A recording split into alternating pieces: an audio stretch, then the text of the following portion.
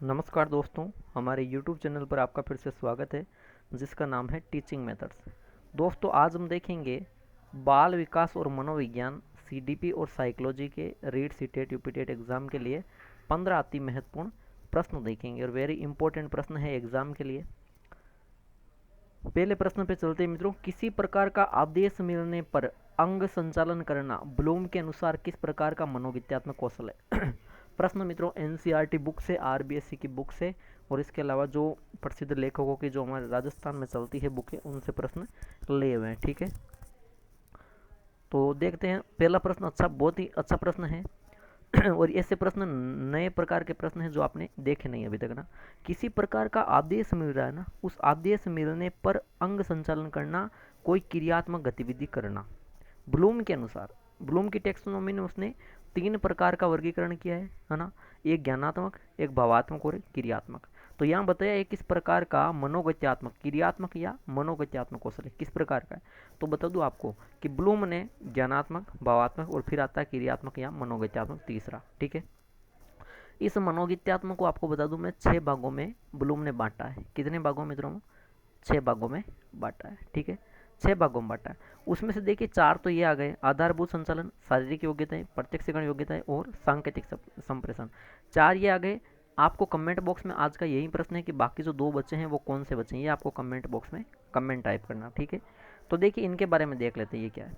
तो बता दूं आपको, किसी भी प्रकार का आदेश मिलता है तो हम जब अंग संचालन होता है तो उसे मित्रों आधारभूत संचालन कहा जाता है। क्या कहा जाता है? आधारभूत संचालन। ठीक है, सामान्य रूप से जो शारीरिक क्रिया होती है उसे शारीरिक योग्यताएं कहते हैं। ठीक है, प्रत्यक्षीकरण योग्यताएं, प्रत्यक्षीकरण संवेदना के ठीक तुरंत बाद होता है मित्रों प्रत्यक्षीकरण, है ना।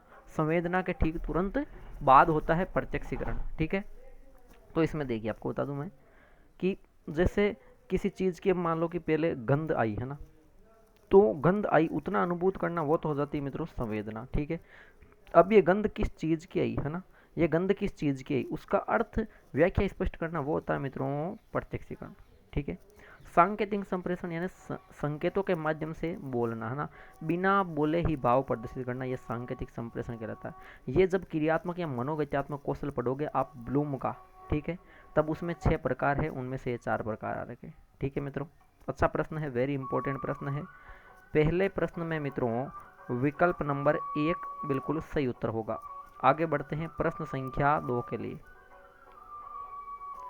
प्रश्न संख्या 2 देखिए मित्रों, प्रश्न संख्या 2 क्या है देखिए कि अधिगम स्थानांतरण का सामान्यीकरण का सिद्धांत किसने दिया। क्या प्रश्न है मित्रों? जो अधिगम स्थानांतरण आ रखा है उसमें जो सामान्यीकरण है ना, उस सामान्यीकरण का सिद्धांत किसने दिया, ये प्रश्न आ रखा है। तो ऑप्शन देख लीजिए मित्रों। ऑप्शन है जैसे कि पहला है कि थॉर्नडाइक ने दिया अधिगम जो स्थानांतरण का सामान्यकरण का सिद्धांत। दूसरा है मित्रों CH जड़ ने दिया। तीसरा है बागले ने दिया, या चौथा है स्पीयरमैन ने दिया। तो मित्रों देखिए, जो अधिगम स्थानांतरण आप जानते हो क्या होता है ना, उसमें एक सामान्यकरण का सिद्धांत आ रखा है। ठीक है, ये किसने दिया?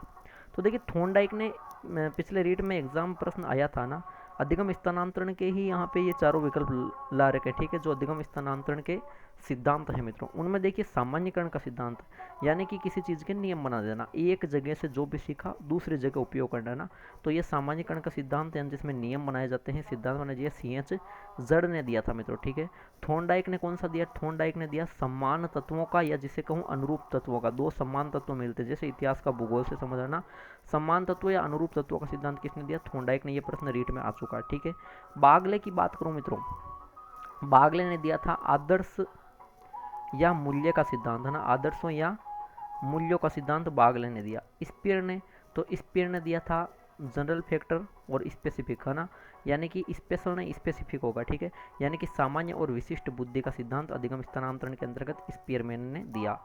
अच्छा प्रश्न है मित्रों। प्रश्न संख्या जो 2 है वहां पर विकल्प नंबर 2 सही है। आगे बढ़ते हैं प्रश्न संख्या 3 के लिए। आसुबेल के अनुसार अधिगम के कितने प्रकार हैं? क्या आया मित्रों कि आसुबेल के अनुसार अधिगम के कितने प्रकार हैं? 5, 2, 3 या फिर 4? तो देखिए मित्रों, आसुबेल थे, इन्होंने अधिगम के कितने प्रकार बताए ना, तो आसुबेल ने अधिगम के मुख्य रूप से प्रकार बताए मित्रों 4। कितने बताए? 4 बताए। ठीक है, कौन कौन से? पहला बताया मित्रों अधिग्रहण सीखना। पहला कौन सा? अधिग्रहण सीखना, यानी कि बालक को जो भी चीज़ बोलकर या लिखकर दी जाएगी बालक उसे ग्रहण करेगा, आत्मसात करेगा, यह अधिग्रहण हुआ। ठीक है, दूसरा कौन सा हुआ? दूसरा हुआ अन्वेषण से सीखना, यानी कि बालक स्वयं खोज करके सीखता है, वो अन्वेषण करके सीखना। तीसरा हो गया मित्रों रटकर सीखना ना, बिल्कुल रटकर, ऐसे नहीं आप नेगेटिव लेके फिर इसका प्रकार नहीं बताओगे। कभी कभार ऐसे पूछता हूँ मैं प्रश्न कि आसुबेल के अनुसार अधिगम का प्रकार कौन सा नहीं है ना, तो उसमें ये रटकर बिल्कुल आएगा, ये रटकर इसका एक प्रकार है। ठीक है, और चौथा है अंतिम अर्थपूर्ण अधिगम, यानी जो भी आप पढ़ रहे हो उसका अर्थ, उसको सार ग्रहण करते हुए सीखना, यह अर्थपूर्ण अधिगम है। ठीक है, तो ये अच्छा प्रश्न है। आसुबेल के अनुसार ये 4 प्रकार के अधिगम है। तो दोस्तों प्रश्न संख्या जो 3 है वहां विकल्प नंबर 4 सही होगा। आगे चलते हैं प्रश्न संख्या 4 में। प्रश्न संख्या 4 देखिए, गेने के अष्टपदीय अधिगम सोपानों में निम्न सोपान है एवं उच्च सोपान कौन सा है? निम्न सोपान और उच्च सोपान यहाँ पे क्रम से कौन सा है? गेने ने अष्टपदीय 8 पद दिए थे अधिगम सोपान। रॉबर्ट गेने, वेरी इंपॉर्टेंट टॉपिक है ना रीट की दृष्टि से। जैसे एक तो गेने है, मैंने पहले भी बता दिया, एक आपके ब्लूम है, ठीक है, एक जीन पियाजे है मित्रों। ठीक है, रॉबर्ट गेने, बीएस ब्लूम, जीन पियाजे, एक एरिक एरिक्सन है ना, एरिक एरिक्सन है। ये वेरी इंपॉर्टेंट टॉपिक है और इन्हीं में से 2-3 प्रश्न जरूर आएंगे जो आपको याद करने। ठीक है, तो गेने के अष्टपदीय अधिगम जो सोपान है मित्रों, 8 पद उन्होंने बताए थे सोपान के ना। उनमें जैसे उन्होंने, मैं बताता हूँ कि देखिए सबसे निम्न और सबसे उच्च कौन सा है। तो सबसे निम्न होगा मित्रों संकेत अधिगम। कर्म से पूछा पहले निम्न सोपान कौन सा, फिर उच्च कौन सा है। तो निम्न में संकेत अधिगम आएगा जो पावलों के शास्त्रीय अनुबंधन का ही रूप है, और उच्च में आ जाएगा समस्या समाधान, यानी कि विकल्प नंबर 4 यहाँ पे सही हो जाएगा। ठीक है, बाकी के प्रकार बताऊं तो देखिए संकेत अधिगम, उसके बाद आएगा उद्दीपन अनुक्रिया, फिर श्रृंखला अधिगम, फिर शाब्दिक साहचर्य अधिगम, फिर बहुविभेद अधिगम, फिर समप्रत्यय, फिर सिद्धांत और फिर समस्या समाधान। ये कुल 8 प्रकार के अधिगम के सिद्धांत बताए थे मित्रों रॉबर्ट गेने ने। ठीक है मित्रों, अच्छा प्रश्न है। प्रश्न संख्या 4 में विकल्प नंबर 4 सही उत्तर होगा। आगे बढ़ते हैं प्रश्न संख्या 5। एक लेखक में किस प्रकार की बुद्धि पाई जाती है? देखिए बुद्धि की बात करूं और वहां प्रश्न को देखा जाए तो आपको बता दूं मैं, एक तो था मित्रों थॉर्नडाइक, एक थॉर्नडाइक, और दूसरा था दोस्तों गेरेट। ठीक है, इन दोनों ने मिलकर कुल 3 प्रकार की बुद्धि बताई। ठीक है, थॉर्नडाइक और गेरेट ने मिलकर कुल 3 प्रकार की बुद्धि बताई। वो है मूर्त, अमूर्त और सामाजिक। इसको मैं हटा दूंगा। ठीक है, 3 प्रकार बताए, थॉर्नडाइक ने भी, गेरेट ने सेम बताए। ठीक है, तो देखिए मूर्त की बात करूं, ये होती है यामक गामक बुद्धि और यांत्रिक, है ना, गामक यांत्रिक मूर्त बुद्धि, यानी कि जो प्रत्यक्ष होती है, ये पाई जाती है जैसे कारीगर, मैकेनिक, इंजीनियर में। ठीक है, लेखक किससे संबंधित है? पुस्तकीय ज्ञान से, यानी अमूर्त जो बुद्धि है वो पुस्तकीय ज्ञान से संबंधित है, जिसमें लेखक, शिक्षक, दार्शनिक, वकील, चिकित्सक आएंगे। सामाजिक में जो सामाजिक राजनेता वगैरह वो होंगे। तो अमूर्त बुद्धि बिल्कुल लेखक में पाई जाती है। तो दोस्तों प्रश्न संख्या जो 5 है वहाँ पे विकल्प नंबर 2 सही हो जाता है। आगे बढ़ते हैं प्रश्न संख्या 6 देखते हैं। अच्छा प्रश्न है एक और, वेरी इंपॉर्टेंट प्रश्न आ चुका है मित्रों। प्रश्न संख्या 6, प्रश्न संख्या 6 कहता है क्लस्ट्रोफोबिया एक मनोरोग है जिसमें व्यक्ति को किससे डर लगता है? क्लस्ट्रोफोबिया एक मनोरोग है मित्रों, है ना। इस मनोरोग में व्यक्ति को किससे डर लगता है ना? डर यानी कि दुर्भीति, ऊंचाई से, आग से, हवा से, बंद जगहों से। तो मित्रों बता दूं, जो क्लस्ट्रोफोबिया की बात करूं मैं ना, क्लस्ट्रोफोबिया मनोरोग है। इसमें व्यक्ति को, बालक को बंद जगह जो देखता है तो उसको डर लगता है, उस चीज़ को कहते हैं मित्रों क्लस्ट्रोफोबिया। ठीक है, ऊंचाई से जब व्यक्ति डरता है मित्रों, है ना, ऊंचाई से, तो उसे बोलते हैं एक्रोफोबिया। देखिए फोबिया का अर्थ क्या होता है? डर। फोबिया मतलब डर, दुर्भीति या भय। एक्रोफोबिया ऊंचाई से। आग को इंग्लिश में बोलते हैं फायर, यहाँ पे उससे संबंधित होगा पायरा, फायर यानी पायरा। ठीक है, और वहीं फोबिया याद रखना, यानी कि पायरा फोबिया, ये बोलते हैं किसको? आग से डर को। हवा से डर, हवा को बोलते हैं एयर, तो यहाँ पे हो जाएगा मित्रों एरोफोबिया, एयर से एरोफोबिया, याद रखना ना। तो यहाँ एक नहीं बल्कि 4 अति महत्वपूर्ण प्रश्न बने। इसी प्रकार पानी से लगता है तो हाइड्रोफोबिया कहलाता है। ठीक है, तो दोस्तों प्रश्न संख्या जो 6 है वहाँ विकल्प नंबर 4 सही है। आगे चलिए प्रश्न संख्या 7। प्रश्न संख्या 7, दबाव कितने प्रकार का था? बिल्कुल आरबीएससी की पुस्तक जो मैंने पहले ही बता दी, 11th प्लस 12th की जो साइकोलॉजी है मित्रों, 11th और 12th की जो साइकोलॉजी की बुक है, बिल्कुल ज़रूर पढ़ना मित्रों, है ना। देखिए अगर समय है, आपने बाकी की पुस्तक पढ़ ली, तो इसके अलावा अभी भी बहुत समय है, आप 11th 12th दोनों की पुस्तकों को पूरी पढ़ लेना। पूरी नहीं पढ़ सकते हो तो उसके पीछे के वस्तुनिष्ठ प्रश्न या आप मेरे वीडियो देख लो, मैंने आरबीएससी के दोनों पुस्तकों के सारे वीडियो मेरे वीडियो में सम्मिलित, सारे प्रश्न सम्मिलित कर लिए हैं। ठीक है, या उनके वस्तुनिष्ठ प्रश्न जरूर पढ़ना। मेरे कहने का तात्पर्य यही है मित्रों कि इन 2 पुस्तकों को जरूर से जरूर पढ़ना। ठीक है, आरबीएससी की ये दोनों पुस्तकें। देखते मित्रों दबाव कितने प्रकार का था। 1 2 3 4 मित्रों दबाव होता है 2 प्रकार का। ठीक है, दबाव होता है 2 प्रकार का। एक होता है मित्रों डिस्ट्रेस, एक होता है डिस्ट्रेस और दूसरा होता है मित्रों यूस्ट्रेस। जो डिस्ट्रेस होता है मित्रों, है ना, डिस्ट्रेस, इसको बोलते हैं नकारात्मक दबाव। ठीक है, और यूस्ट्रेस को बोलते हैं सकारात्मक दबाव। दबाव व्यक्ति में होना जरूरी है किसी कार्य को करने के लिए। तो दोस्तों प्रश्न संख्या जो 7 याद रखना, उसमें डिस्ट्रेस की बात करूं मैं तो यह तो हो जाएगा नकारात्मक, और जब यूस्ट्रेस की बात करूं मित्रों तो वो हो जाएगा सकारात्मक। ठीक है, तो प्रश्न संख्या 7 में विकल्प नंबर 2 सही है। आगे चलिए प्रश्न संख्या 8।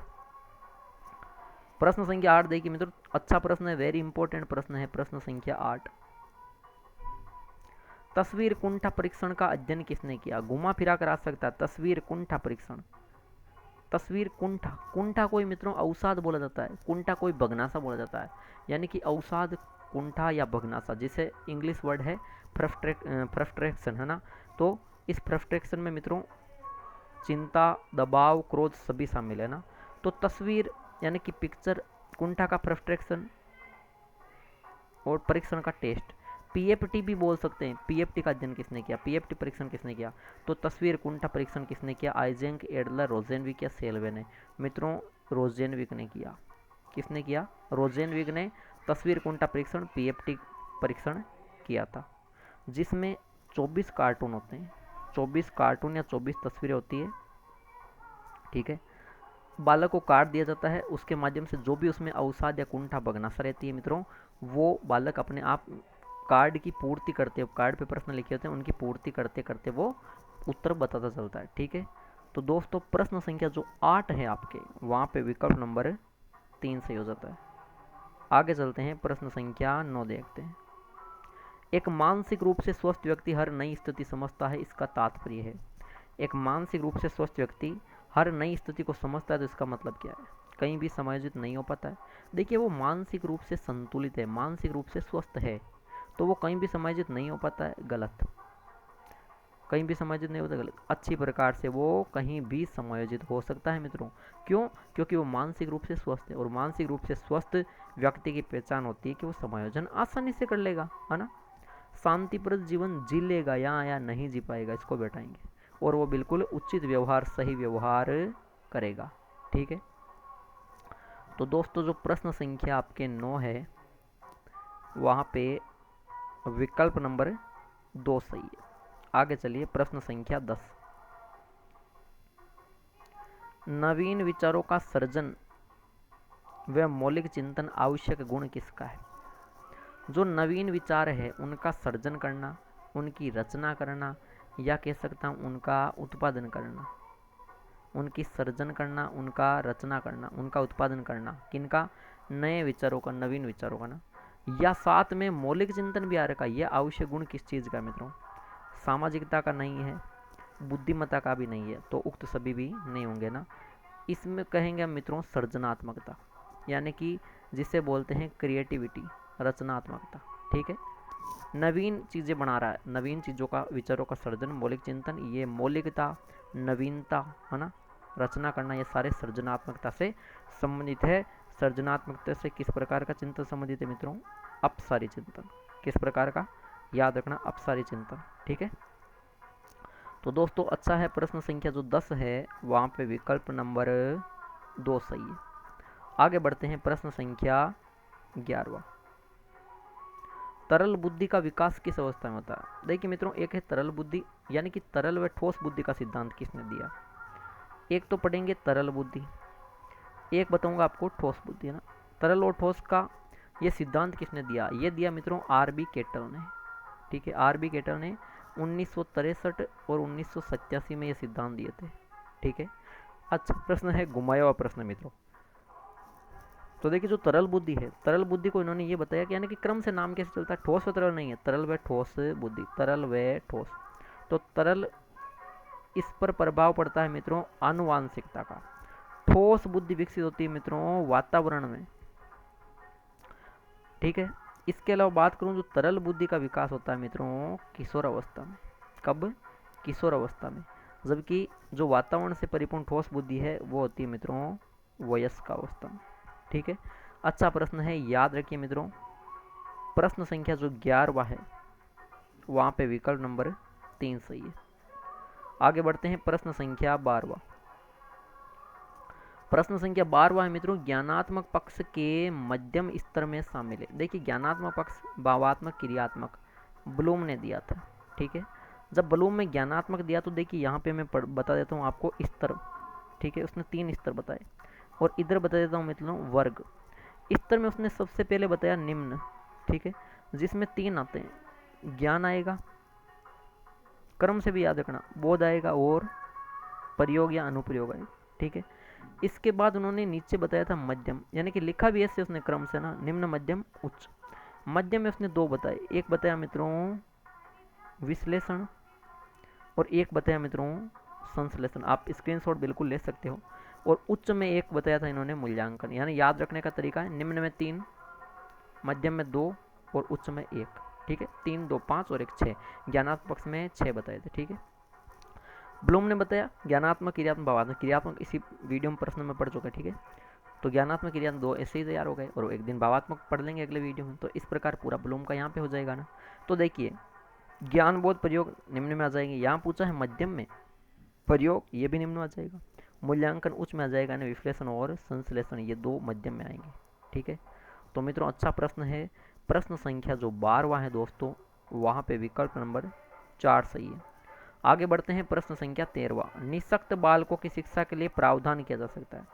देखिए निःशक्त बालक, देखिए आपने सुना होगा एक शब्द है मित्रों समस्यात्मक बालक। समस्यात्मक बालक आपने शब्द सुना होगा। उस समस्यात्मक में किस प्रकार के आते बताओ, क्या बताओगे? मंद बुद्धि के? नहीं, समस्यात्मक में मित्रों मंद बुद्धि माइनस वाला भी आएगा, उच्च बुद्धि प्लस वाला भी आएगा। ठीक है, अब देखिए यहाँ कह रहे निःशक्त बालक हैं, उनकी शिक्षा के लिए प्रावधान किया जा सकता है। समावेशी शिक्षा द्वारा मुख्य धारा में जोड़कर समाकलन या कोई नहीं।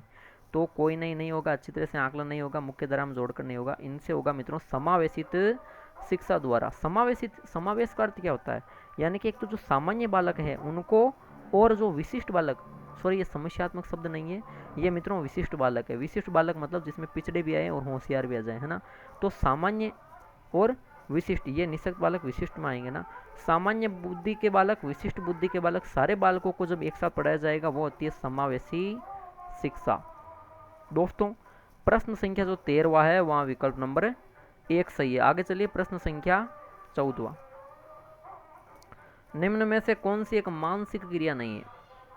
वहीं आगे अनुच्छेद अधिगम के अनुच्छेद 3 है, मानसिक या संज्ञानात्मक, क्रियात्मक और भावात्मक। यहाँ पूछा कौन सी एक मानसिक क्रिया नहीं है, तो देखिए संवेदना, ये क्या है? ये मानसिक क्रिया है मित्रों। प्रत्यक्षीकरण, ये भी मानसिक क्रिया संज्ञानात्मक क्रिया में आता है। संवेदना यानी किसी चीज की अनुभूति, ये प्रत्यक्षीकरण से ठीक पहले होती है। और प्रत्यक्षीकरण क्या करता है? इसी संवेदना का अर्थ स्पष्ट करता है। ठीक है, चिंतन, मनन, विचार, समझ, कल्पना, समस्या समाधान, सारी की सारी मानसिक क्रियाएं मित्रों, है ना। ये भी है, ये भी है, ये भी। विकल्प नंबर 2 है अनुभूति, अनुभूत करना, अनुभव करना, ये मित्रों भावात्मक हृदय से संबंधित है, भावनाओं से संबंधित है। और क्रियात्मक जो हाथ से मांसपेशियों से संबंधित हो जाते हैं मित्रों। प्रश्न संख्या जो 14वां है वहाँ पे विकल्प नंबर 2 बिल्कुल सही उत्तर है। आगे बढ़ते हैं आज के अंतिम प्रश्न में मित्रों। प्रश्न संख्या 15, निम्न में से मनोविज्ञान की शाखा नहीं है। मनोविज्ञान की शाखा बहुत सारी है ना, 20 से ज़्यादा है, ठीक है। कौन सी नहीं है पूछा। परो मनोविज्ञान, मन से परे, बिल्कुल है मित्रों ये। सुधारात्मक मनोविज्ञान, ये भी है। असामान्य मनोविज्ञान, बिल्कुल है। आप सोचोगे कि सामान्य मनोविज्ञान हो सकता है, ऐसा नहीं। असामान्य मनोविज्ञान भी है, कानून मनोविज्ञान भी है। ये नाम ही क्यों छाटे मैंने, है ना। शैक्षिक मनोविज्ञान क्यों नहीं छाटा, वो तो है, वो तो जो साधारण है वो है। आपको कुछ में भ्रमित रहता है, जैसे सुधारात्मक नाम, परा मनोविज्ञान, मन से परे, ये है बिल्कुल शाखा, है ना। लेकिन दो ही शाखा नहीं है। अभी तक रीट में 2 ही बार प्रश्न आया कि मनोविज्ञान शाखा नहीं है। दोनों में 2 ऑप्शन दे रखे, एक तो आर्थिक मनोविज्ञान है, ये नहीं है मनोविज्ञान शाखा, और दूसरा याद रखना जो राजनीतिक है वो नहीं है, सामाजिक है, नैतिक है, ये सारे आ रहे। एक तो आर्थिक नहीं है और एक मित्रों राजनीतिक नहीं है, ठीक है। ये 2 मनोविज्ञान की शाखाएं नहीं है। तो मित्रों ये था प्रश्न संख्या 15, जिसमें विकल्प नंबर 3 सही है। तो दोस्तों ये थे आज बाल विकास और सीडीपी एंड साइकोलॉजी के 15 अति महत्वपूर्ण प्रश्न। उम्मीद करता हूँ कि वीडियो अच्छा लगा तो बिल्कुल वीडियो को ज़्यादा से ज़्यादा लाइक कीजिए, अपने दोस्तों के साथ शेयर कीजिए। कमेंट बॉक्स में ज़रूर अपना स्कोर कमेंट कीजिए कि 15 में से आपके कितने प्रश्न सही हो रहे हैं। और जिन्होंने हमारा चैनल सब्सक्राइब नहीं किया प्लीज़ सब्सक्राइब कीजिए। ठीक है दोस्तों, मिलते हैं अगले वीडियो में, तब तक के लिए बाय, थैंक्स।